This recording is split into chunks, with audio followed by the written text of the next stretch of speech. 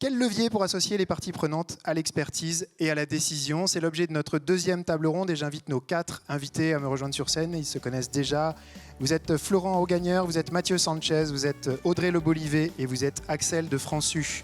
Je vous en prie, vous êtes les bienvenus. Bonjour. Bonjour. Bonjour.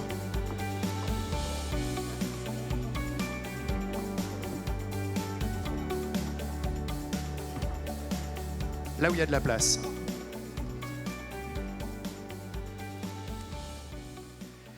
Quel levier pour associer les parties prenantes à l'expertise et à la décision? De gauche à droite, Mathieu Sanchez.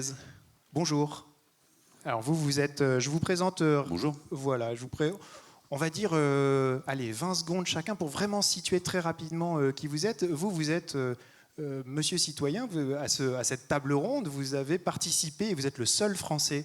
Vous m'avez dit ça au téléphone. Vous êtes le seul Français à avoir participé à 2 conventions citoyennes nationales, celle sur le climat et celle sur la fin de vie. Exactement. Je crois que je suis un peu monsieur tout le monde.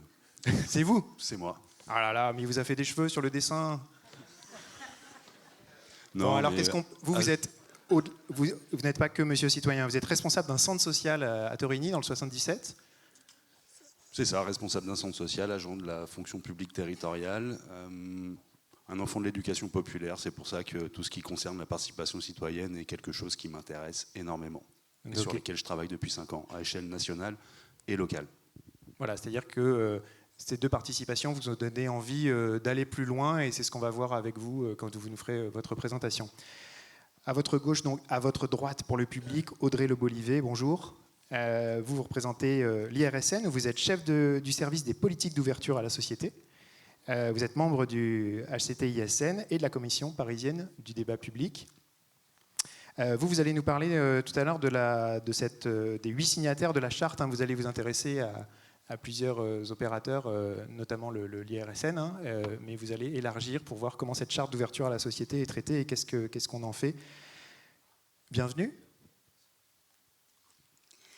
Oui, nous, on ne va pas reparler que du nucléaire, on va aussi essayer d'élargir autour de l'ensemble des risques, parce que les activités qu'on fait ensemble, vous les connaissez déjà pas mal.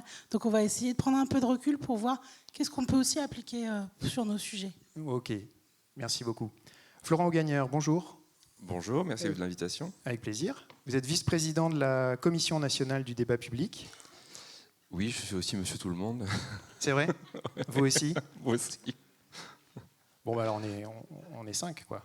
Oui, j'imagine. Nous sommes tous citoyens, tous évidemment dans la salle, au-delà de nos fonctions professionnelles.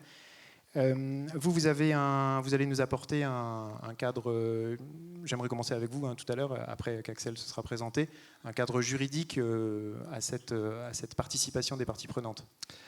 Oui, alors compte tenu du fait que nous on défend et on pratique la participation institutionnelle, on a une approche très juridique, mais je comptais aussi aborder un certain nombre de points si j'en ai le temps, et j'ai vu que dans le programme on me fait parler de mobilisation.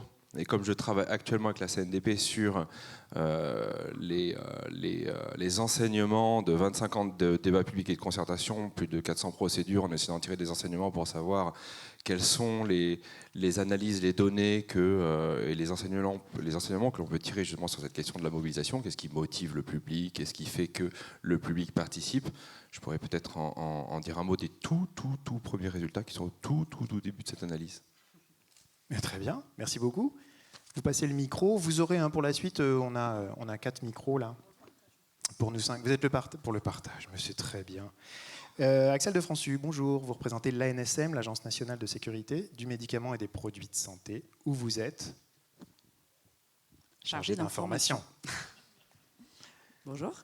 Qu'est-ce que c'est ce poste de chargé d'information à l'ANSM? En quoi ça consiste? Alors, tout simplement à faire de la communication, mais c'est un bien grand mot et derrière lequel on peut mettre beaucoup de choses. Et à l'ANSM, alors je le développerai un petit peu plus tard, mais à l'ANSM, on est attaché à ce que cette communication, elle se fonde surtout sur la discussion et sur l'intégration des personnes concernées par les décisions qu'on est amené à prendre, parce qu'on est une agence qui prend des décisions.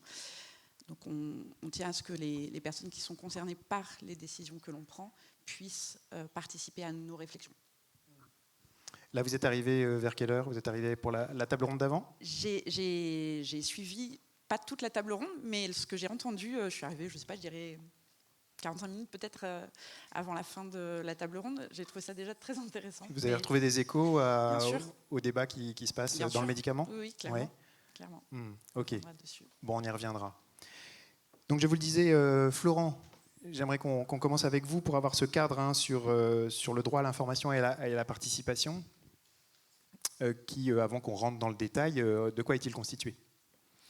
Oui, alors, merci de la question, parce que j'imagine que tout le monde ne connaît pas totalement la Commission nationale du débat public. On a en France la chance d'avoir une autorité indépendante qui défend un droit qui est un droit fondamental, un droit constitutionnel, un droit procédural, qui ne souffre d'aucune condition et qui est inscrit dans la Constitution. C'est que tout le monde, toute personne, donc sans aucune condition, a le droit de participer aux décisions qui impactent l'environnement et d'accéder aux informations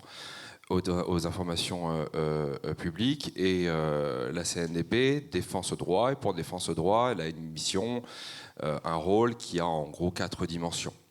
La première dimension, c'est de garantir la transparence de l'information, les sujets que vous connaissez tous et toutes ici très bien. Pas que la transparence, la complétude, l'accessibilité. En général, nous, on a tendance à dire que l'information a 3 dimensions, c'est-à-dire que il y a l'état des lieux de la connaissance, faire l'état des lieux de la connaissance, donc essayer de savoir où est-ce qu'on en est, qu'est-ce que l'on sait du sujet traité, la traduction de cette connaissance, la traduction en langage accessible.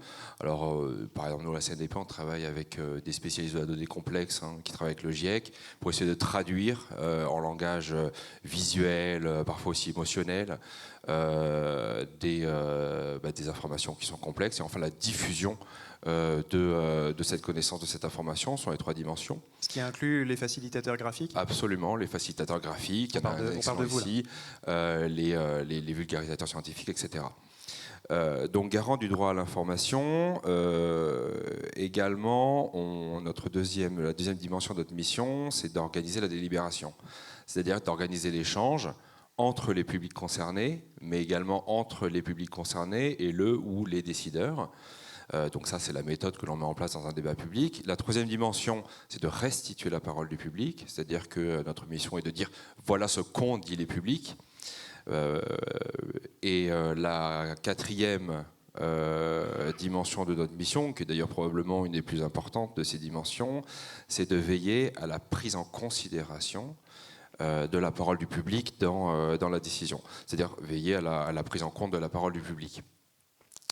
Ce qui évidemment est particulièrement important puisqu'on parle du droit à participer à l'élaboration d'une décision. Juste un point là-dessus, puisque la CNDP a 25 ans, elle a été créée à 25 ans par Michel Barnier, figurez-vous, lorsqu'il a été ministre de l'Environnement. Et donc il y a eu plus de 110, je crois près de 107 débats publics et près de 200 ou 300 concertations. Alors on n'a pas encore étudié de manière précise et détaillée les données concernant les concertations, mais depuis le mandat de Chantal Jouanneau, on a exploité les données concernant les débats publics pour essayer de voir quelles influences les débats publics avaient sur les décisions. Alors c'est un travail qui est en cours, parce que c'est un travail de fourmi de récupérer toutes ces données, d'analyser, de voir la suite des projets, comment les décisions évoluent et quel est l'impact de la parole du public. Donc c'est un vrai gros travail. Mais déjà, il y a quelques années, on avait publié les premiers résultats de ces données. On avait constaté que, en gros, vous avez un tiers. Donc 60% de débats qui sont modifiés à la suite d'un débat public, un peu plus de 60%, dont la moitié de manière substantielle. Quand on dit qu'un projet est modifié de manière substantielle, c'est-à-dire qu'un de ses objectifs change. Évidemment, si vous changez l'objectif d'un projet, l'ensemble change également. Donc quand même un tiers de manière substantielle, plus de 60% de projets modifiés, et le reste, soit c'est pas modifié, soit on n'a pas vraiment les données, parce que les décisions ne sont pas forcément prises ou prises de manière formelle, ou il y a des modifications. Donc on voit quand même, en tout cas pour ce qui concerne les débats publics, qui ont le plus haut niveau de garantie en principe, puisque c'est entièrement organisé par l'autorité indépendante, que ça a un impact réel sur les décisions qui sont prises à la suite du débat et sur l'avis et l'élaboration d'un projet. Ce qui est plus difficile à mesurer et probablement cause beaucoup de déception, ça va être l'influence d'une seule parole, l'influence d'un individu, l'influence d'une personne, l'influence d'un argument ou d'une proposition formulée par le public. Ça, c'est beaucoup plus difficile à mesurer. En revanche, le droit à la participation se décline en droit par le droit de toute personne qui émet une observation ou un argument ou une proposition de connaître les suites qui sont données par le décideur. C'est ainsi que c'est inscrit dans le Code de l'environnement. Donc nous, on veille à ce que le décideur réponde à tous les arguments et toutes les propositions formulées par le public afin que toute personne puisse connaître les suites qui sont données à sa parole. Ok, merci pour cette présentation. Vous venez de la planification maritime, vous me disiez ? Alors, oui, moi j'ai présidé les débats de planification maritime, oui, sous l'outre-mer et les planifications maritimes. C'était pour un élément de contexte sur vous et sur votre parcours qui vous a amené à CNDP. Alors, c'est pas ce qui m'a amené à la CNDP. Ce qui m'a amené à la CNDP, c'est la démocratie environnementale. Mais depuis que je suis à la CNDP, je me suis en effet beaucoup plus occupé des questions d'aménagement d'outre-mer et de planification maritime que des questions de nucléaire. Ok, je vois. On va y revenir, hein. Il y aura une session de questions-réponses qui vont vous permettre d'alimenter et de poursuivre, hein, sur des éléments que vous aviez prévu de dire. Mathieu Sanchez, sur votre parcours sur les conventions citoyennes, donc je disais conventions citoyennes pour le climat, conventions citoyennes sur la fin de vie, qui ensuite vous ont donné envie d'aller plus loin. Est-ce que vous pouvez nous expliquer en quoi ça vous a donné envie d'aller plus loin et ce parcours assez particulier ? En fait, à partir du moment où on rassemble un certain nombre de citoyens d'horizons totalement différents qui arrivent à s'approprier des sujets qui peuvent être parfois techniques ou extrêmement clivants comme la fin de vie, d'avoir un espace de débat serein, apaisé, où on peut poser des arguments, des contre-arguments et réfléchir ensemble à finalement des solutions communes, en fait, on arrive à faire de la démocratie, simplement. Chose qui, c'était assez effarant, le décalage qu'il pouvait y avoir sur les débats entre les citoyens sur la Convention fin de vie, et en parallèle, les débats qu'il y avait à l'Assemblée nationale sur les retraites. C'était quand même assez effrayant de voir la différence et le manque de respect qu'il pouvait y avoir dans les débats à l'Assemblée nationale, alors que en même temps, on avait des citoyens qui ne se connaissaient absolument pas, qui arrivaient aussi d'horizons sociaux totalement différents, d'opinions politiques totalement différentes, de religions totalement différentes et qui étaient capables de s'écouter. Je trouve que c'est quand même un sacré bel exemple de ce que peut faire la participation citoyenne. Et pour vous, quelles sont les conditions de réussite de ces conventions ? Qu'est-ce qui fait que c'était nettement plus démocratique qu'à l'Assemblée ? En fait, dans la méthode Alors, c'est ça, c'est-à-dire que c'est un peu le même constat que je m'appuie aussi sur les propos de Florent, mais c'est à peu près la même chose, c'est-à-dire qu'on a une base de savoir commune, on a des citoyens qui décident de s'investir, on a des méthodes d'animation qui permettent à chacun de s'exprimer, on a des garants qui sont là aussi pour observer et s'assurer que le procès se déroule le mieux possible, et en fait, on donne enfin la parole à cette fameuse majorité silencieuse. Et on s'aperçoit finalement que cette fameuse majorité silencieuse, elle a une pensée bien plus complexe et bien plus profonde que ce que laissent entendre les politiques actuellement. Et donc quand on laisse cette majorité silencieuse s'exprimer, elle a du fond et elle arrive à faire des choses assez intéressantes. Et depuis 5 ans, vous vous êtes lancé dans un projet, hein, en plus de votre activité professionnelle. Alors c'est ça, on travaille sur un projet qui s'appelle Civipédia, qui a pour objectif en fait de ramasser toutes les données qui sont issues des territoires. Excusez-moi, quand vous dites on. Parce qu'on est plusieurs, on est avec un autre citoyen issu d'une autre convention citoyenne de Nantes, Thomas Endem, et on a créé ce projet qui a pour objectif justement de rassembler les forces vives et de rassembler aussi les solutions qui ont été mises en place sur les territoires et ensuite de pouvoir les redistribuer aux collectivités qui souhaitent s'emparer des sujets. Donc concrètement, vous répondez à une demande d'une collectivité qui souhaite organiser une convention locale ? Exactement, et nous, potentiellement, on peut les accompagner dans la réflexion de ce qu'ils peuvent faire pour que ça se passe du mieux possible. Et la plupart du temps, évidemment, on leur suggère de se rapprocher de la CNDP.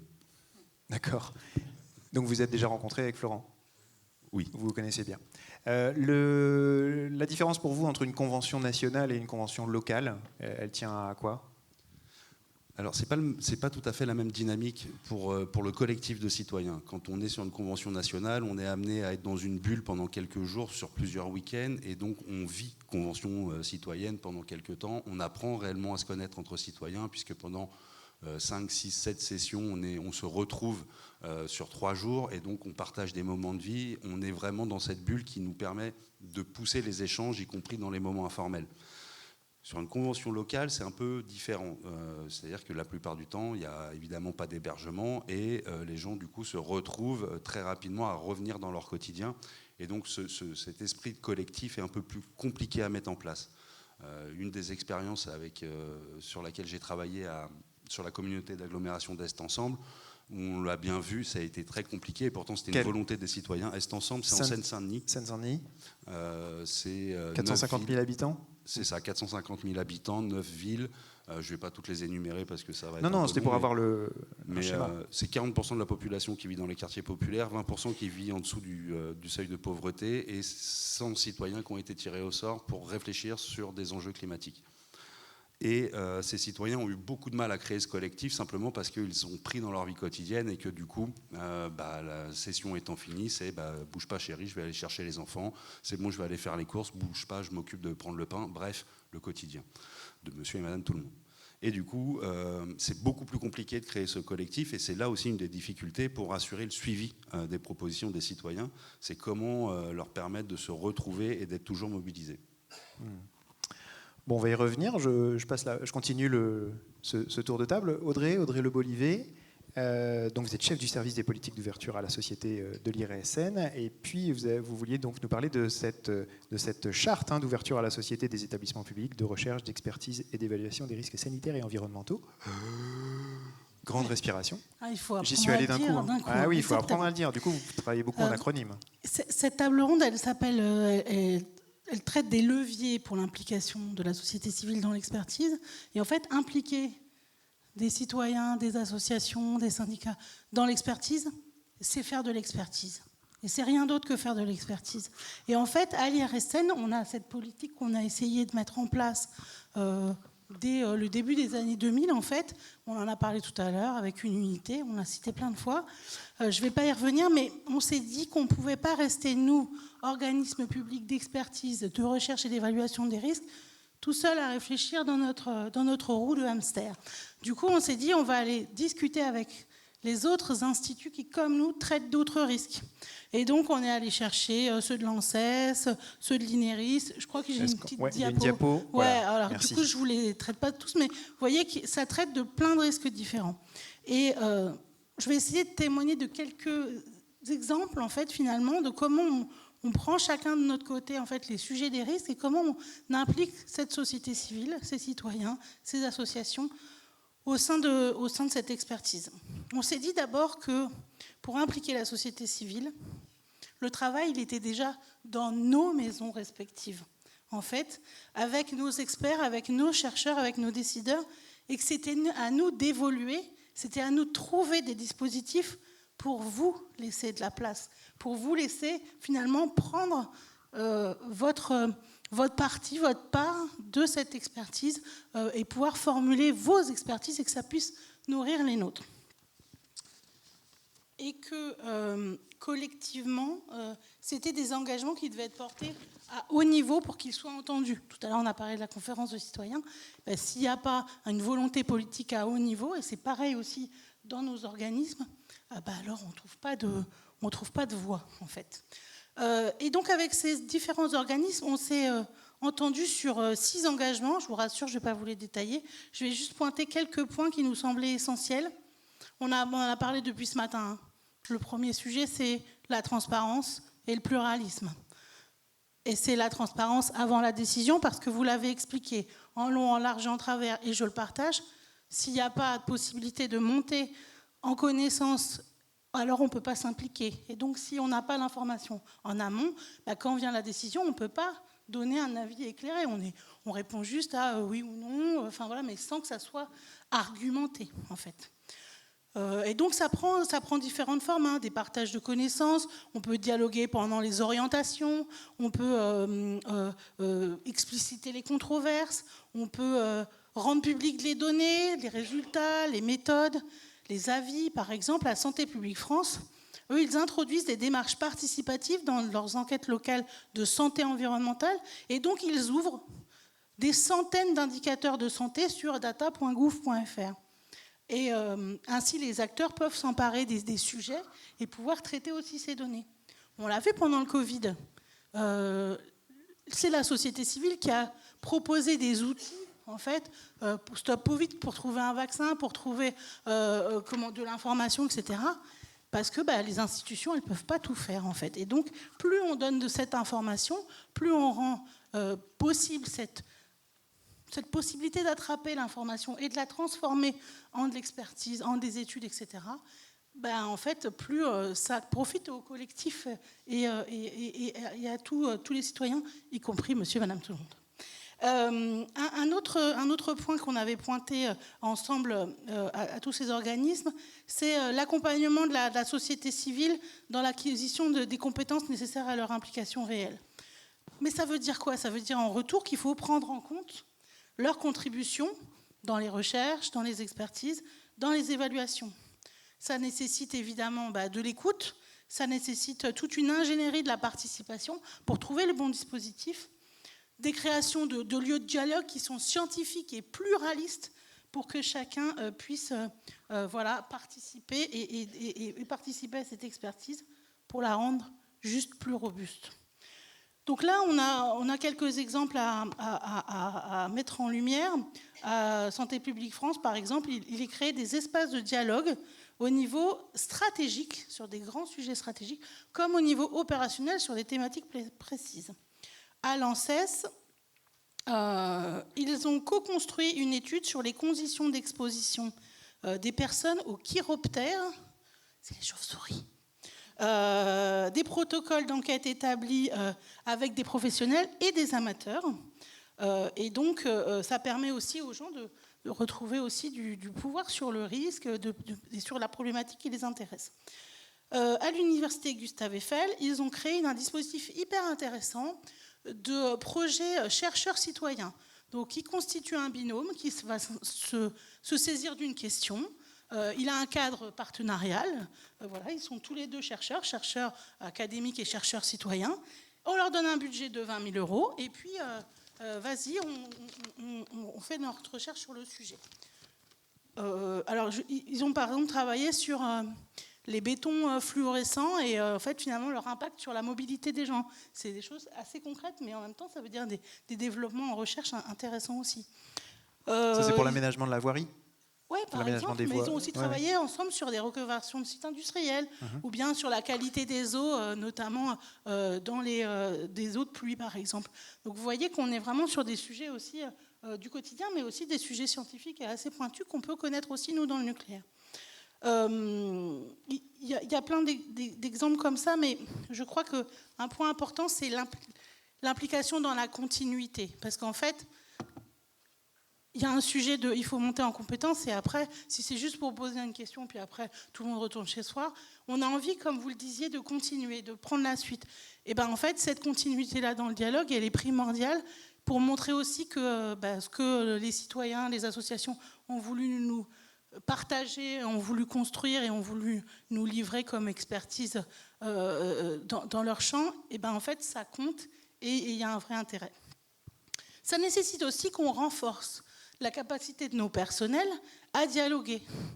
Et puis qu'on développe ces politiques. Alors ça, je ne vais pas le détailler, mais ça veut dire aussi accepter de se remettre en question. Quand on est chercheur et expert, on est souvent, surtout à l'IRSN, non je plaisante, mais les meilleurs dans nos domaines. Mais en fait, cette capacité de se remettre en question, elle est primordiale pour ce qu'on fait. Bien sûr, il faut identifier des ressources qui sont à mobiliser, qu'elles soient humaines ou financières. Et puis trouver des outils innovants. Par exemple, nous à l'IRSN, en ce moment, on teste pas mal de serious games. Je crois même qu'il y a des gens de l'Ancli demain qui testeront un serious game sur le post-accident à l'IRSN. Des jeux sérieux ? Ouais, des jeux sérieux. Ok. Et en fait, c'est des outils de dialogue qui permettent laisser les postures de chacun au vestiaire et en même temps qu'on se repose tous ensemble des questions scientifiques, des questions de comment on agit ensemble, etc. Et c'est vraiment des outils, même nous, qui nous ont surpris dans cette ingénierie de la participation. Un dernier point que je voudrais citer dans ce que avec mes collègues de tous les organismes, on veut vraiment mettre en lumière, c'est le fait de devoir rendre compte publiquement des progrès qu'on a accomplis ensemble, mais aussi des difficultés qu'on rencontre, parce que y a un sujet de ne pas se cacher derrière son petit doigt et de pouvoir dire ensemble, voilà, là ça a marché, là ça n'a pas marché, pourquoi ? C'est aussi ça qui fait qu'on est robuste dans nos approches. Donc, à l'IRSN, on y travaille beaucoup. On a créé une échelle de la participation pour construire le niveau d'implication finalement que chaque partie de chaque côté est prêt à mettre sur la table. Et aussi, on travaille beaucoup sur l'évaluation de l'impact des actions de participation. Finalement, en vrai, est-ce que ça change quelque chose ? Est-ce que ça a un impact sur la décision, sur l'expertise, sur la recherche ? Humainement, voilà, mais c'est difficile à quantifier. Pour nous, spécialistes de la participation, l'évaluation de l'impact, c'est un peu le Graal, c'est le truc que tout le monde cherche, mais comment ? Mais on y travaille d'arrache-pied. Enfin, le sujet de mettre en place des organes de pilotage pour vérifier qu'il y a une influence réelle de ces processus, de ces démarches sur le processus des décisions. Et là, je pense qu'il y a pas mal d'exemples dans tous les organismes. Chacun a pu en mettre en place des comités de pilotage pour vérifier que ça fonctionne. À l'IRSN, on a Odyssée, et puis des organismes de pilotage aussi en interne. Et dans les plus matures, l'ANSES qui crée une direction de sciences et sociétés, à l'INRAE, une direction de la science ouverte. Et puis, on en avait parlé, président Dorozuc, l'année dernière, dans ce cadre de fait de... Et si la SNR demain crée une direction de la participation, j'ai cru comprendre ce matin que c'était la prochaine étape. Donc, voilà, je pense qu'on avance aussi concrètement, aussi pour le futur, dans le bon sens. Il n'y a pas de méthode sur ces sujets de participation, il n'y a pas de recette. On ne vous dit pas, comme vous allez chez le médecin, vous avez mal à la gorge, pof, ça fait tel sirop. Non, ça ne fonctionne pas. Ça nécessite du temps de vol ensemble, du travail ensemble, ça nécessite de s'apprivoiser pour dessiner un projet ensemble. Et il faut une vraie volonté forte des deux côtés pour pouvoir construire ces projets. Il faut de l'écoute, il faut de l'intelligence collective. Finalement, c'est de l'expertise augmentée qu'on construit ensemble. Je dis souvent que dans les sujets de participation, ce n'est pas la destination qui compte, c'est le voyage qu'on fait ensemble. En tout cas, ce voyage, il doit influencer la décision. Et donc, je fais transition avec ma collègue. Je fais tout en fait aujourd'hui, je fais même les transitions. Juste avant, je voulais savoir, Audrey, quel est le lieu de rencontre avec les 7 autres établissements pour ce partage ? En fait, on a des lieux informels, c'est les professionnels, mes homologues en fait, ouais. ces organismes-là, qui se rencontrent régulièrement. Le prochain rendez-vous, vous y êtes tous invités, c'est le 13 novembre. On va fêter les 15 ans de la charte de l'ouverture à la société, le 15 ans de ces travaux-là, avec tous les directeurs généraux. Quand je disais qu'il fallait un engagement à haut niveau, en fait, ouais. Il faut vraiment que ça soit porté à très haut niveau de la décision, parce que comme on l'a vu, il faut à la fois pouvoir embarquer d'autres acteurs que ceux des organismes, mais surtout, il faut embarquer nos salariés. C'est pas si facile que ça de se remettre en question, c'est pas si facile que ça de se faire un peu bousculer, mais en tout cas, tous ceux à qui on en fait l'expérience en rend demande. Merci Audrey Le Bolivet, pardon. Merci beaucoup pour votre intervention. Vous faisiez la transition. Voilà la transition. Axel de Françu. Toute faite. Est-ce que vous vous retrouvez dans les propos d'Audrey ? Alors, moi, Donc, vous représentez l'ANSM, Agence nationale de sécurité du médicament et des produits de santé. Bravo. Oui, tout à fait. Surtout ce avec quoi je suis complètement d'accord, c'est sur la fin ce qu'Audrey a dit en disant qu'il n'y avait pas de recette. C'est bien ce qui parfois peut paraître compliqué, mais c'est ce qui permet aussi beaucoup de possibilités et qui permet de s'adapter, d'être agile autant que possible en fonction des publics et aussi de ce que l'on recherche de l'objectif que l'on souhaite obtenir et de la question qui est posée, parce que les questions sont très très variées. Et donc là, en quelques mots, déjà parce que je ne suis pas du secteur nucléaire, je représente donc l'Agence nationale de sécurité du médicament et des produits de santé, l'Agence du médicament pour faire court, qui s'appelle ANSM. Et donc qui est, alors il y a une petite carte d'identité très très rapide, c'est une agence d'évaluation qui régule les produits de santé au sens large, donc autant les médicaments que ce qu'on appelle les dispositifs médicaux. Donc un dispositif médical, pardon, ça va être un pacemaker, ça va être une prothèse de hanche, ça va être des lentilles de vue, une canne, un lit d'hôpital, bref. Ou un appareil de radiothérapie. Ou un appareil de radiothérapie, exactement. Dont l'ASN s'occupe. Tout à fait. Le Mediator est un médicament et effectivement, on s'en occupe. Et enfin, on s'en occupe encore aujourd'hui, même si le médicament n'existe plus. Et donc, on est une agence donc, nationale de régulation. On fait de l'expertise et on prend des décisions au nom de l'État. Donc, derrière décision, on entend, par exemple, suspendre, voire retirer des médicaments du marché, réduire ou élargir les conditions dans lesquelles ces médicaments peuvent être utilisés. Et pour les dispositifs médicaux qui ne sont pas régulés de la même manière, on intervient aussi en les surveillant de près. Donc ça, c'est pour présenter un petit peu nos missions. Je ne vais pas revenir sur les autres aspects de la carte d'identité, mais par rapport à la question au sujet dont on discute aujourd'hui, à savoir la consultation, la consultation et plus précisément les leviers pour associer les parties prenantes à l'expertise et à la décision. À l'ANSM, on a plusieurs instances dans lesquelles sont associés des représentants essentiellement des professionnels de santé et des usagers ou des patients. Donc ça va être des représentants associatifs pour les patients et les usagers. Et pour les professionnels de santé, ça va être des représentants soit syndicaux, soit ordinaux, soit de professionnels de l'industrie, enfin les laboratoires pharmaceutiques ou les établissements qui produisent les dispositifs médicaux. Et donc au sein de ces instances, on a une variété assez développée de structures, mais en fait chacune de ces structures va permettre de traiter d'une façon appropriée une problématique qui mérite d'avoir ses avis partagés. Donc on a des comités d'interface, on a des comités scientifiques.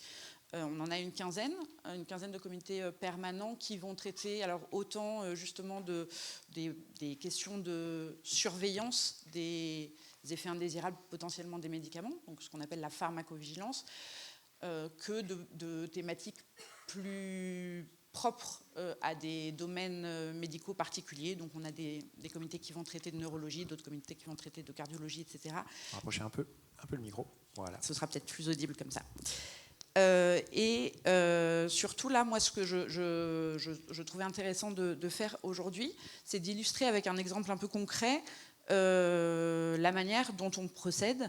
Et puis en plus, c'est de saison, puisque je vais vous parler de ce qu'on appelle le plan hivernal. Donc c'est un dispositif qu'on a mis en place pour la première fois l'année dernière, l'hiver dernier, donc pour la saison hivernale 2023-2024, à la suite de l'hiver précédent.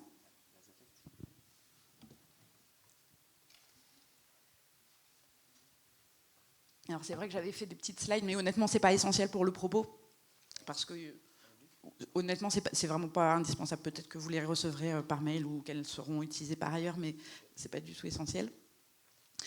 Et autour de ce plan hivernal, on a décidé de le mettre en place après l'hiver 2021-2022, qui, si ça vous rappelle quelques souvenirs, pardon, je me trompe. Après l'hiver 2022-2023, donc post-Covid, au cours duquel on a rencontré une triple épidémie d'infections qu'on retrouve particulièrement en hiver, que sont la bronchiolite, la grippe et évidemment le Covid.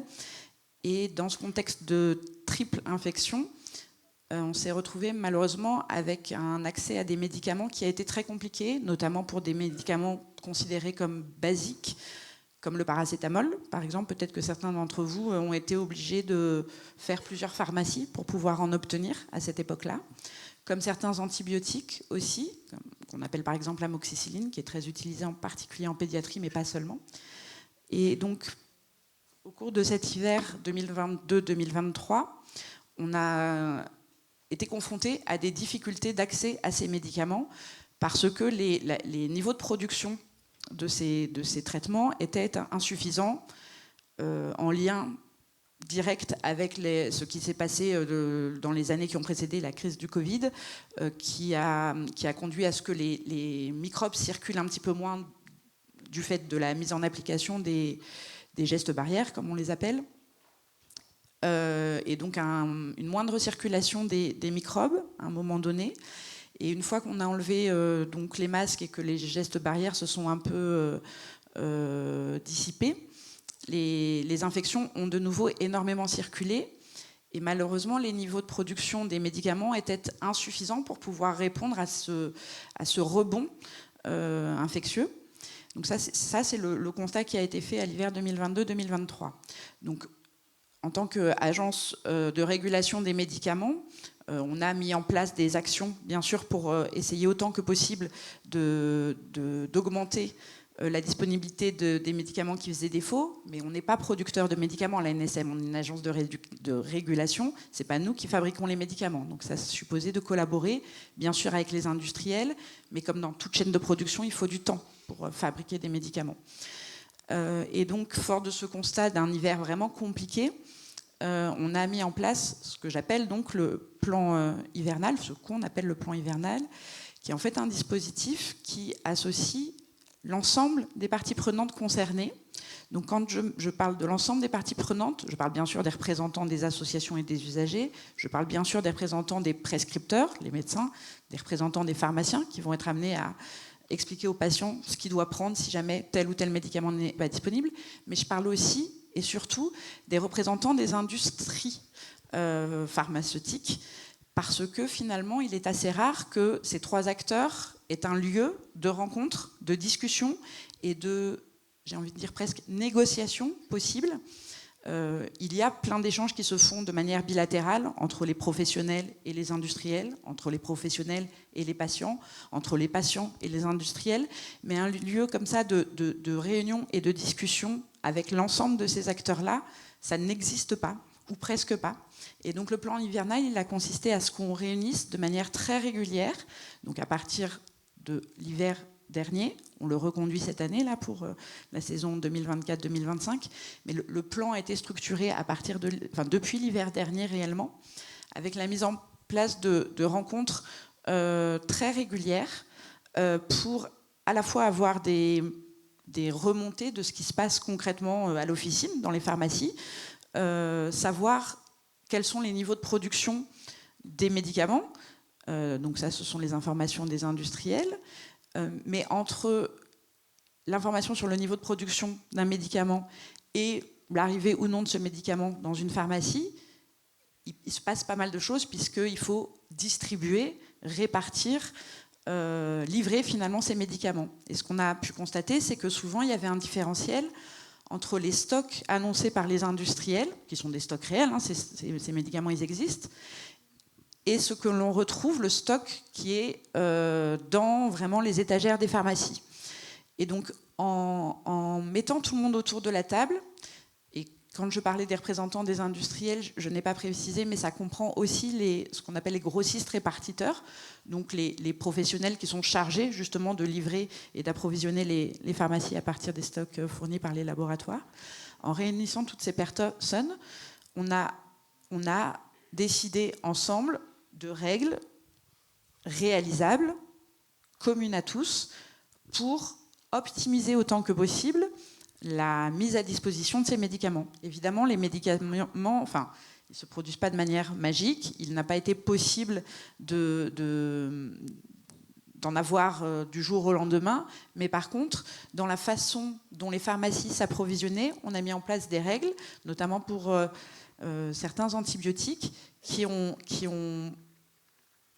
cadré de manière plus solide la chaîne d'approvisionnement. Jusqu'à présent, les pharmacies de ville pouvaient s'approvisionner bien sûr au moyen des grossistes-répartiteurs. Il y a 3-4 gros acteurs en France.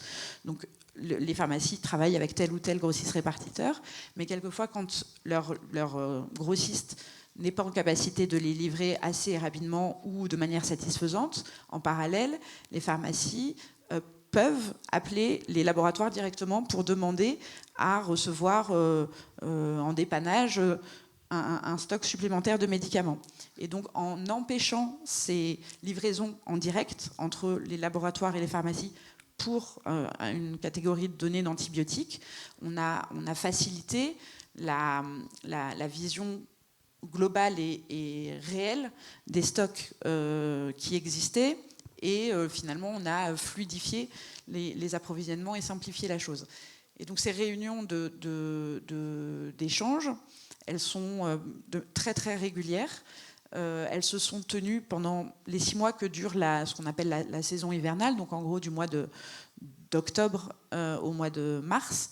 Et les mesures ont été ajustées dans le temps au fil des constats qui nous ont été rapportés, au fil aussi de l'épidémiologie, c'est-à-dire des microbes qui circulaient, des infections qui étaient présentes sur le territoire, et à la lumière aussi de ce qui se passe chez nos voisins, parce qu'évidemment, on n'est pas seul, c'est un circuit qui est mondial, les approvisionnements et les fabrications ne sont pas cantonnés à la France, et donc il faut aussi s'adapter à ce qui se passe chez nos voisins et faire en sorte de réguler tout ça. Donc ce plan hivernal, donc sa première édition était l'an dernier. Oui. Évidemment, on a comment dire, à la demande des acteurs, on est revenu sur les points forts et les points faibles de ce plan, puisque c'était le numéro 1, pour voir ce qui pouvait être amélioré pour la deuxième édition qui démarre ces jours-ci. Et possiblement, il pourrait y avoir un plan aussi pour alors, je ne sais pas si on l'appelle plan estival, mais pour les problématiques de canicule qui se répètent, ou en tout cas de conservation des médicaments quand les températures sont anormalement élevées, parce que les médicaments sont quand même des produits fragiles et quelquefois ils ne peuvent pas résister à certains écarts de température. Donc possiblement, on pourra mettre en place un plan consacré à cette période. Aujourd'hui, c'est apparu moins nécessaire que pour les épidémies d'hiver, mais c'est quelque chose auquel on réfléchit. Pour le prochain plan. Okay. Peut-être bien. Ok. Bon, voilà. Merci beaucoup, Axel. Voilà, vous avez situé chacune de nos intervenants. Est-ce que maintenant, c'est le moment de poser vos questions, si vous le souhaitez, de participer. Nos 2 hôtesses sont à votre disposition pour le micro. Alors, j'ai une première question. Qui sont les représentants des professionnels, des industriels et des patients ? Alors, et comment sont-ils choisis ? Pour les représentants des professionnels, on passe par les syndicats ou les ordres, donc les conseils nationaux, conseil de l'ordre des infirmiers, conseil de l'ordre des médecins, conseil de l'ordre des pharmaciens, etc. Et les syndicats qui fédèrent les professions.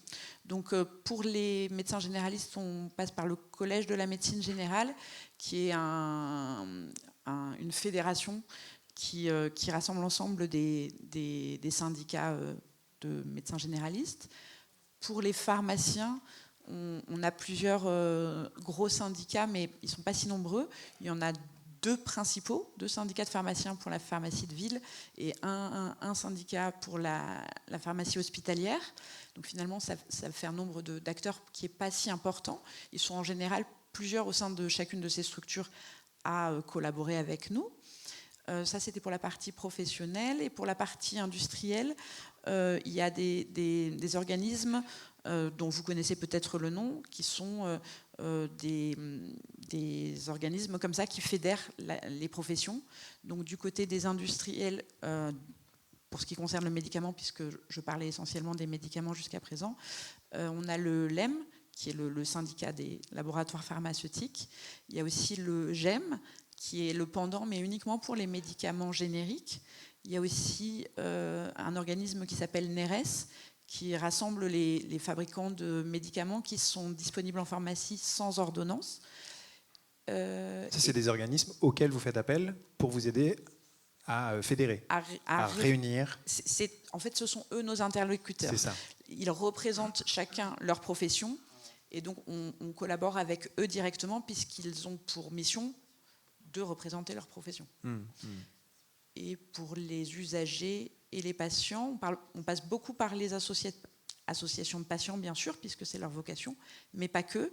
Il nous est arrivé aussi de faire appel à des collectifs plus informels qui se sont constitués sur les réseaux sociaux, par exemple, parce que chaque sujet, chaque problématique n'est pas toujours structurée autour d'une association qui va représenter les personnes qui consomment ces produits-là.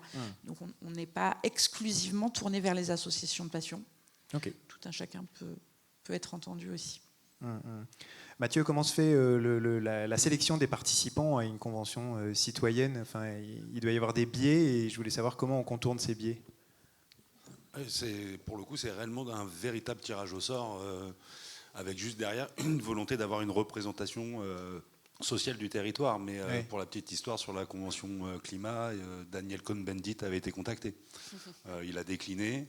Sur la convention fin de vie, il y avait le frère de Dominique Strauss-Kahn qui a été tiré au sort. Et à côté de ça, on avait aussi un agent de sécurité des quartiers nord de Marseille qui pouvait être à la même table et discuter. Sur la convention climat, la tranche d'âge, ça commençait à 16 ans, ça s'arrêtait à 86 ans. Il y avait des gens qui avaient connu des grandes périodes de précarité, il y avait les ultramarins qui étaient représentés. Donc une fois qu'on a travaillé justement à avoir un panel vraiment représentatif, on est sur la bonne voie. Sur la Convention climat, il y avait aussi des climato-sceptiques, et il y avait aussi des militants associatifs très engagés. Et des gens aussi, on en revient toujours à ce fameux monsieur et madame tout le monde, qui, pareil, n'étaient absolument pas au courant des enjeux climatiques et qui, pour autant, se sont appropriés le sujet grâce à des expertises scientifiques. Tout à l'heure, plusieurs personnes parlaient de pédagogie, de l'importance de la pédagogie. Il faut faire de la pédagogie. C'est pas un mot que vous avez prononcé. Est-ce que vous pensez que c'est une bonne approche, que c'est la seule approche ? Alors, c'est une bonne approche. C'est-à-dire que quand on est pris dans un process de convention citoyenne, au bout d'un moment, on se rend compte qu'on utilise aussi des termes, qu'on a un langage qui n'est plus tout à fait celui de tous les citoyens. Et donc, on a besoin, une fois qu'on sort de l'exercice, pour présenter les travaux à ses concitoyens. C'est là où, effectivement, il faut faire preuve de pédagogie et être en capacité de transmettre tous les travaux qui ont été faits de manière simple.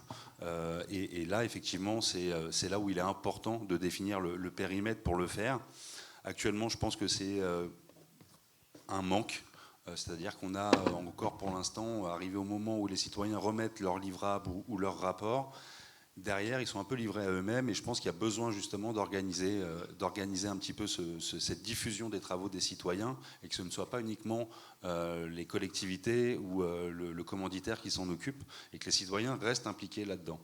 Pour ça, moi je pense, et c'est un des enjeux de la Fédération des centres sociaux, qui a décidé justement de s'engager sur ces sujets-là et d'accompagner via leurs antennes locales les citoyens qui seraient engagés dans ces dispositifs.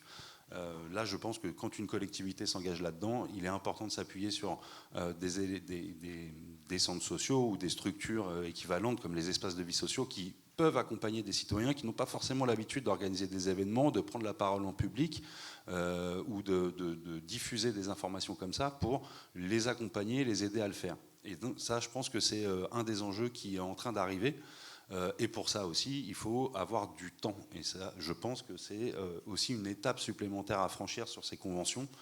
C'est de créer un statut un petit peu de citoyen participant à ce type d'exercice pour offrir justement la possibilité de vraiment faire l'exercice pleinement. Sinon, on risque de se retrouver avec une représentation beaucoup moins large parmi ceux qui représentent ces conventions. On va se retrouver avec des gens qui sont potentiellement en profession libérale ou retraités, et on va passer peut-être à côté des parents isolés qui voudraient aussi s'engager mais qui ne peuvent pas le faire, ou des gens qui sont de catégorie sociale un peu plus inférieure et qui eux aussi auraient du mal à pouvoir s'engager parce qu'une pression de l'employeur ne lui permet pas forcément de le faire. Une question qui vient de la salle sur la tablette, qui est vraiment ouverte. Je m'adresse à Florent, mais répond vraiment qui veut. Comment on maintient la participation dans le temps et on la rend efficace dans le temps ? Voilà, comment la lancer, oui. les débuts doivent être assez fructueux et riches, mais quelles leçons tirez-vous à la CNDP des nombreuses... Alors la question piège de l'efficacité. Ouais. D'ailleurs, tu en as dit un mot tout à l'heure sur... Ou plutôt de la durée, du maintien dans la durée. Je pense que c'est surtout... Loïc Blondiot parle souvent de la tragédie de la participation, c'est l'essoufflement, c'est vrai. Hein. De toute façon, voilà, le public a sa vie, il y a aussi des changements dans la vie, il y a des gens qui déménagent. Enfin bon. Juste, tu as parlé de... Je voulais juste rebondir, hein, je réponds à votre question, mais je voulais juste rebondir sur ce qu'a dit Audrey au tout début en parlant de l'efficacité, de l'effectivité de ces dispositifs, hein, ce que tu as dit également. Juste pour préciser que, alors c'est vrai que nous à la CNDP nous sommes entrés dans ce travail d'essayer de mesurer, qui est vraiment un travail de fourmi, hein, de mesurer l'effectivité de l'impact sur la décision. Mais je pense que ce n'est pas la seule dimension qu'il faut mesurer. Alors effectivement, l'impact sur la décision, enfin, c'est l'objectif de ces dispositifs participatifs, c'est de peser sur la décision. Mais il n'y a pas que ça. Je pense qu'il faudrait aussi mesurer l'impact que ça a sur les territoires et sur les collectifs qui se créent dans les dispositifs participatifs, qui ont des effets justement à long terme pour le coup, bien au-delà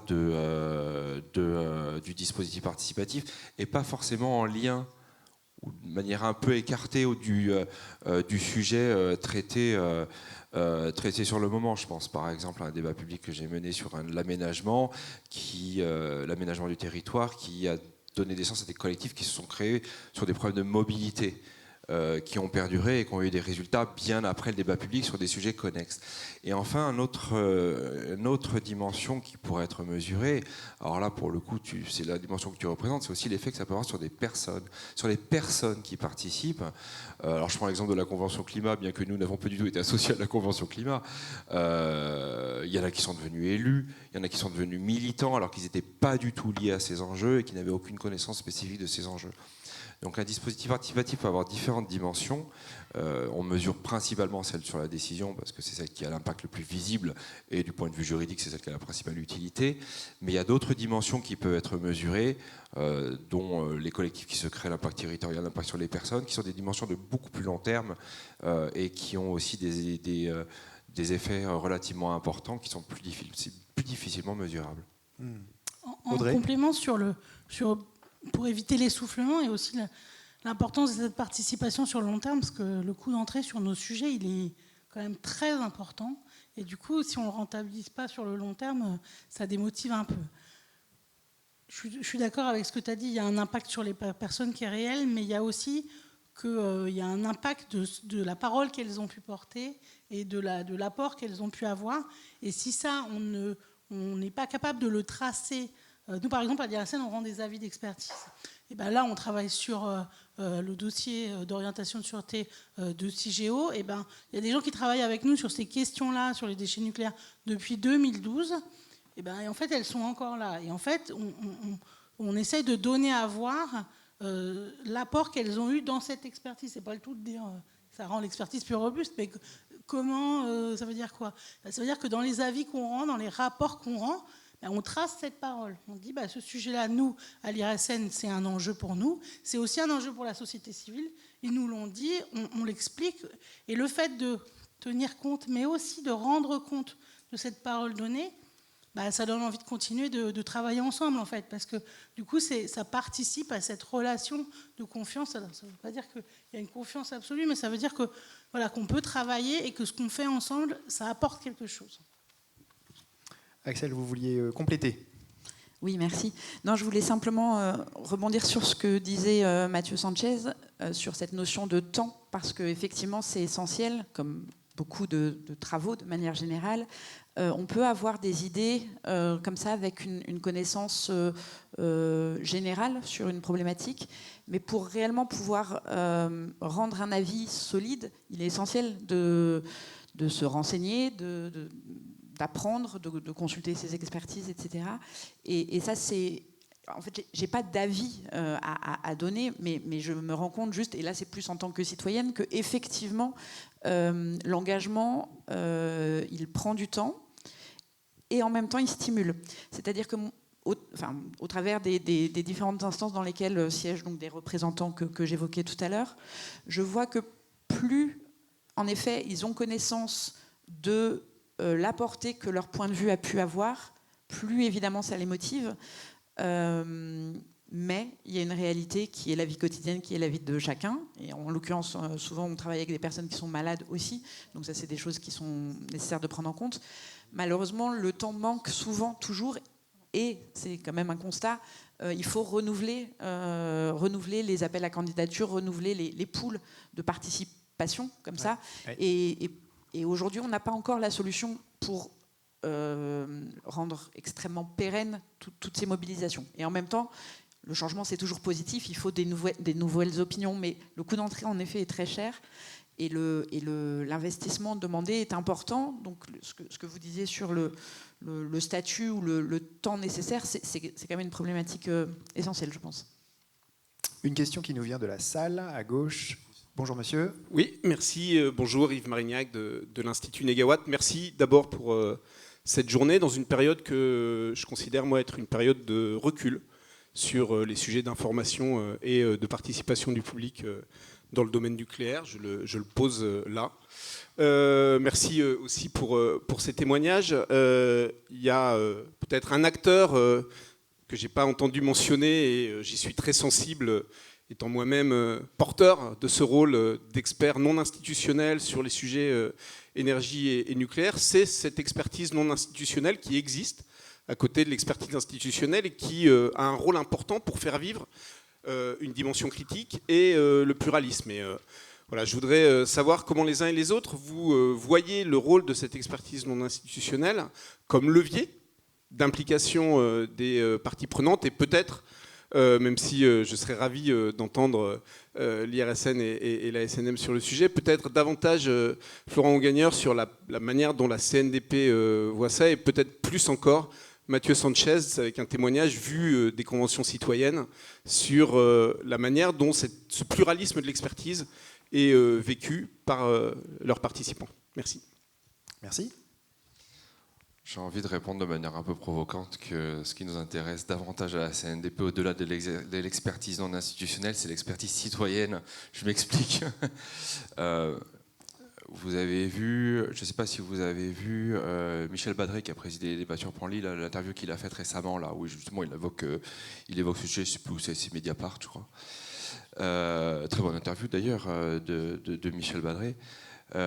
Où il explique la difficulté qu'il y a dans le domaine du nucléaire d'ailleurs, qu'il y a entre la tension entre l'expertise institutionnelle et l'expertise non institutionnelle qui nécessite davantage de moyens, pas que financiers, mais d'ailleurs en termes de temps. C'est ce qu'explique Michel, et Michel connaît beaucoup mieux le sujet puisqu'il a présidé le débat que moi. Alors, ce qu'il explique sur le nucléaire, on le constate sur tous les dossiers. C'est vrai que peut-être, puisqu'il le dit, sur le nucléaire, ça doit être particulièrement important. Mais pourquoi sur d'autres dossiers, ce n'est pas aussi important ? C'est-à-dire que, typiquement, moi j'ai présidé l'année dernière 4 débats sur la planification maritime, je n'ai pas du tout ressenti ça. Pourquoi est-ce que je n'ai pas ressenti ça ? C'est parce que dans le débat sur la planification maritime, il y a une troisième expertise, qui est extrêmement prégnante et importante, et qui pour le coup va être, alors je ne sais pas comment l'appeler, l'expertise de terrain, l'expertise citoyenne, ou la connaissance spatiale, c'est-à-dire ceux qui ont usage du maritime. C'est-à-dire si le gouvernement a un projet de parc éolien en mer, évidemment il y a aussi beaucoup d'expertise autour de l'éolien en mer, mais si ce projet arrive dans un espace qui est déjà utilisé par les pêcheurs, par les usagers de la mer, enfin, surtout il y a des endroits dans l'espace maritime ou en France où il y a le plus fort trafic maritime au monde, c'est un endroit où il y a beaucoup d'usages. Et de cet usage, il y a une expertise terrain qui est venue se confronter ou qui vient se confronter à l'expertise technique, qu'elle soit institutionnelle ou non institutionnelle, sur l'éolien en mer par exemple. Peut-être que dans le nucléaire, alors peut-être pas dans tout le nucléaire, c'est peut-être pas aussi vrai dans les plans programmes, mais peut-être, c'est juste une hypothèse, une piste que je lance, dans les projets, notamment sur les EPR qui viennent s'installer sur des centrales déjà existantes, La difficulté vient du fait qu'il n'y a pas cette rencontre entre une expertise institutionnelle et non institutionnelle avec une expertise de terrain, une expertise spatiale, une expertise du public qui utilise l'espace sur lequel vient s'implanter le projet, qui fait que la confrontation se joue entre ces deux types d'expertise uniquement. Voilà, c'est juste une piste que je posais là, parce qu'en lisant cette interview qui me fait penser à ton intervention, je me suis demandé pourquoi dans d'autres sujets et sur d'autres domaines, je n'avais pas ressenti les choses comme ça. Vous avez été interpellés tous les quatre. Mathieu, vous voulez réagir ? Sur la Convention climat, donc on était séparés en 5 groupes de travail différents. Moi, j'étais relié au groupe lié à la mobilité. Donc on a entendu des experts nous expliquer, nous exposer un petit peu la situation, notamment sur le fret ferroviaire. Et nous, on n'a pas voulu s'arrêter à ça. On est allé entendre effectivement des syndicats de routiers. On est allé chercher aussi le responsable du fret SNCF pour vraiment voir comment on pouvait organiser quelque chose d'intéressant. On s'attendait à un pugilat et au final, ils sont partis presque main dans la main en disant mais en fait, ouais, on a des solutions communes, il fallait juste qu'on se rencontre et qu'on puisse discuter. Et nous, le fait d'absorber ces informations, ça nous a confortés dans l'idée et dans ce qu'on voulait proposer. Ensuite, on a été amené à rencontrer énormément d'associations, énormément d'acteurs de terrain qui ont fait énormément de propositions et qui sont venus à notre rencontre très régulièrement. Et évidemment qu'on a pris en considération leurs propositions, mais c'est vrai qu'il est important, et c'est là où le citoyen arrive justement à avoir cette faculté à absorber les informations et ensuite à se les approprier pour recréer quelque chose de plus global.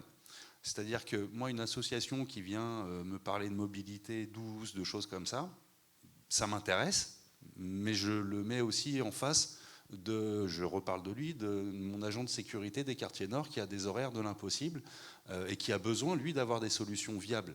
Et donc, on essaye de trouver le bon chemin entre les deux. J'ai le souvenir, par exemple, à Est Ensemble, les citoyens avaient pour volonté d'avoir des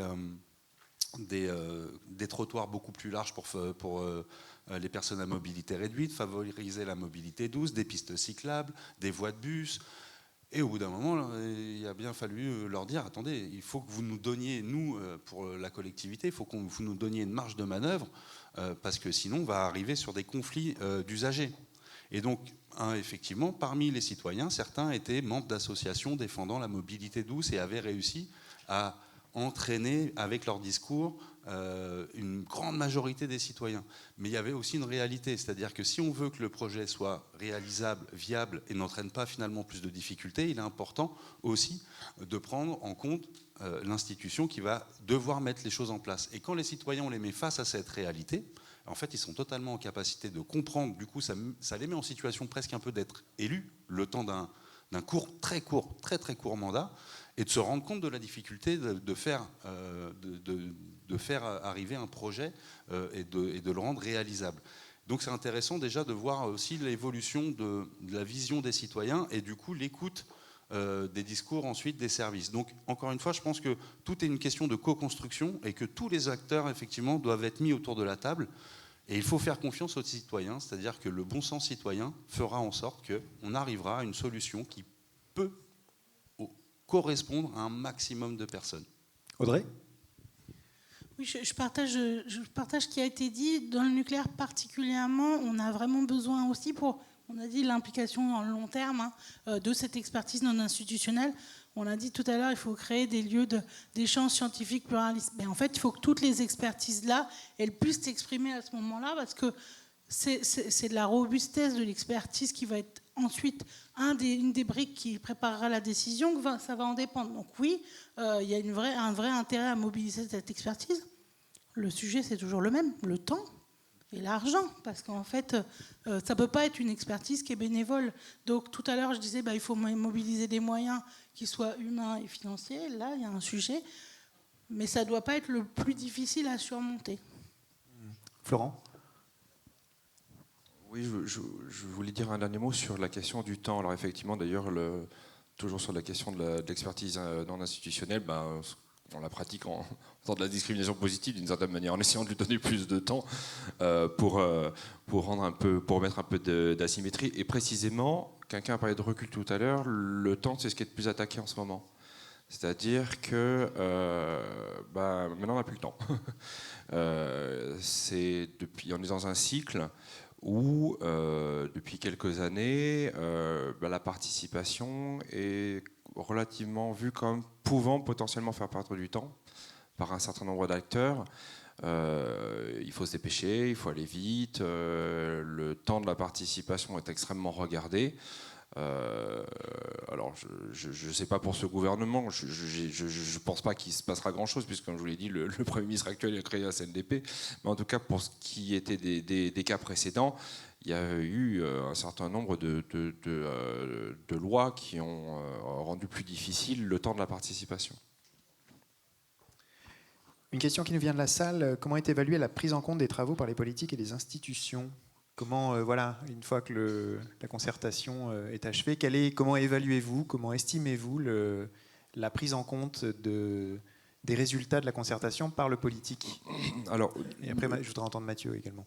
Pour nous, c'est assez simple, parce que comparé c'est assez simple, non, ça ne l'est pas, mais comparé à un mini-public ou à une convention climat qui a un travail qui a un résultat pour le coup, puisque c'est orienté vers le consensus, le débat public ne l'est pas. C'est-à-dire que le débat public, c'est des paroles individuelles qui se confrontent, qui s'aiguisent, qui s'affinent, mais au résultat, tout est dans la nature. Il n'y a pas de conclusion spécifique d'un débat public. On peut en tirer des enseignements, mais nous rendons aux décideurs l'ensemble des paroles du public, donc l'ensemble de ses observations et de ses propositions, qui peuvent aller dans des sens très différents.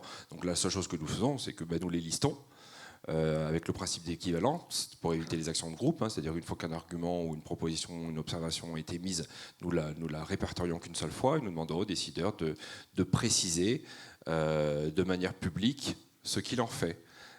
Et la CNDP émet un avis sur la prise en considération de cette parole après la procédure.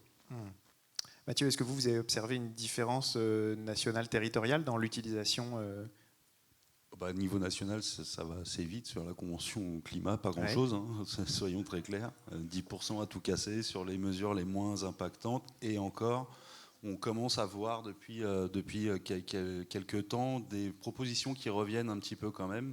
Je pense là, la dernière, c'est sur la région Île-de-France, le titre de transport unique. Il y a des propositions comme ça qui reviennent, qui sont quand même un peu issues de la Convention citoyenne pour le climat, qui à l'époque, pour avoir échangé en direct avec Valérie Pécresse, était inenvisageable, mais qu'il l'est devenu avec le temps. Peut-être que l'effet Jeux Olympiques y a participé, mais bon.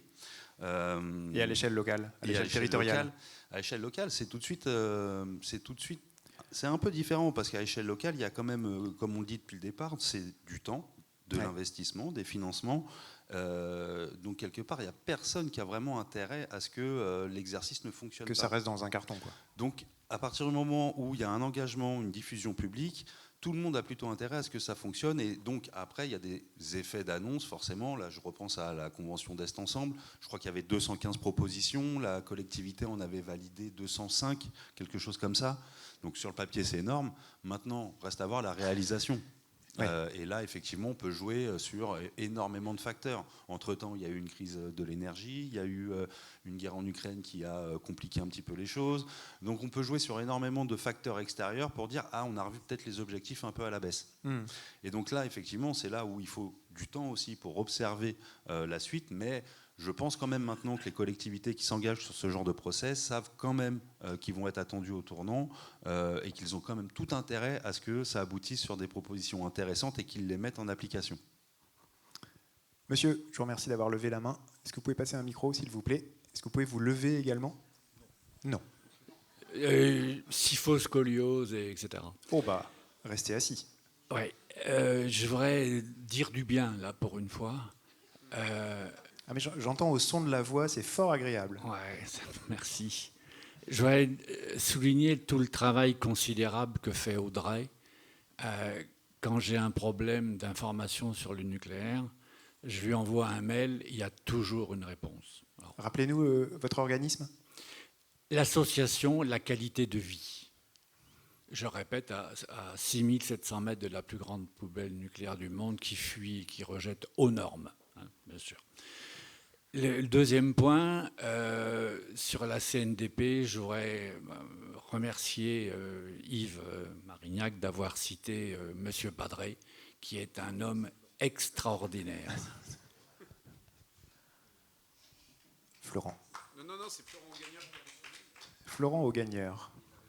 Il est devant vous. Une autre question. Une main qui se lève. Bonjour. Oui.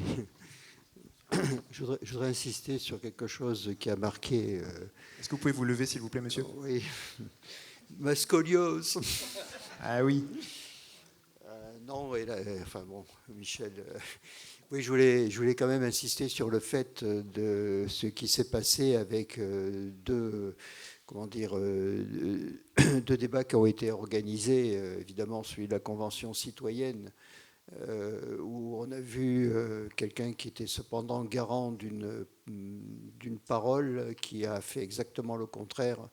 Et évidemment, ça donne beaucoup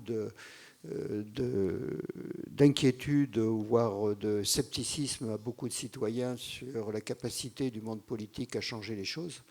C'est un peu ce qui s'est passé pour le débat autour de Panly. On a une caricature. La décision est prise indépendamment de la réflexion profonde sur ce qui doit être fait ou pas. Je dis ou pas, parce que ça peut-être que c'était une bonne idée de construire des EPR, même si j'ai quelques doutes. Mais en revanche, ne pas attendre la fin d'une réflexion profonde. Il y a eu beaucoup de travail qui a été fait, notamment par les associations, sur les interrogations en profondeur de ce que ça voulait dire, à la fois sur le terrain et à la fois sur le sens profond de ces outils pour le climat. Je trouve que c'est, hélas, une bonne façon de décourager les bonnes volontés et les citoyens. Florent, ça rejoint une question qui dit la CNDP pourrait-elle politiquement confier à une convention citoyenne un débat sur un sujet clivant comme le nucléaire? Alors à l'époque, effectivement, Chantal Journoy et Michel Badré s'étaient exprimés en regrettant ce fait, évidemment. On avait publié une analyse, parce que sur près de 400 procédures, il y en a peut-être seulement une petite quinzaine quand concernait le nucléaire à la CNDP.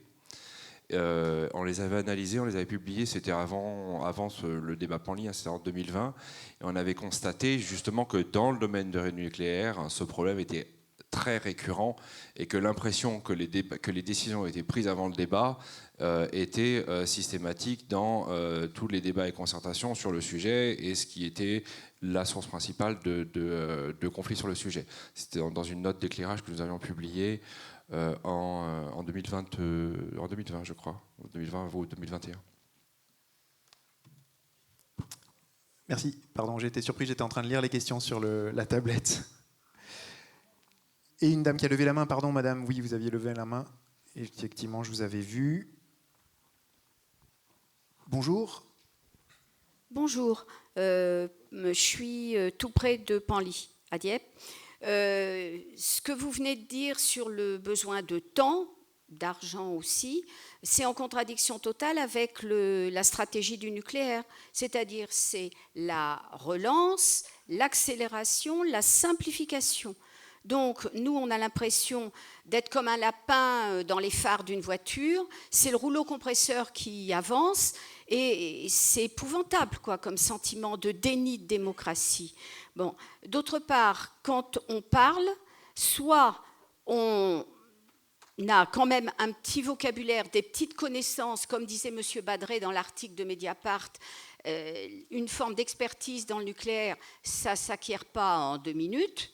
Bon, donc on a quand même acquis en une dizaine d'années ces éléments-là, mais on est traité de donneur de leçons par le monsieur et madame tout le monde. Bon. Et d'autre part, face aux gens du lobby du nucléaire, on est des moins que rien, on n'y connaît rien, bien évidemment. Et il y a toute une stratégie pour humilier, pour disqualifier notre parole et nos engagements. Et évidemment, nous, on n'a aucun conflit d'intérêts, on n'a aucun argent, voilà. La disproportion est énorme et injuste Et c'est un déséquilibre aussi qui est vraiment difficile à supporter. Et le nucléaire est une religion aussi. Donc il y a des adeptes, on ne discute pas. Et c'est une vache sacrée. C'est d'ailleurs Corinne Lepage qui emploie assez régulièrement l'expression. Je passe la parole à monsieur qui clôturera les questions. Et encore une fois, posez-les pour qu'elle trouve une réponse dans les jours qui suivent. Bonjour. Juste monsieur avant. Bonjour Laurent monsieur. Rosette, j'étais exploitant à la centrale de Superphénix. Alors je peux vous dire justement que les politiques ont décidé de fermer une centrale qui était l'avenir de la France, puisque ça fermait le cycle des centrales nucléaires. Et simplement, les écolos, pour gagner, les socialistes, pour gagner 4% des voix, ont sacrifié cette centrale. Et on n'a pas pu discuter. C'était fini, c'était plié. Donc c'est guère mieux, vous savez. Les écolos, ils ont coûté très très cher à EDF. C'est depuis.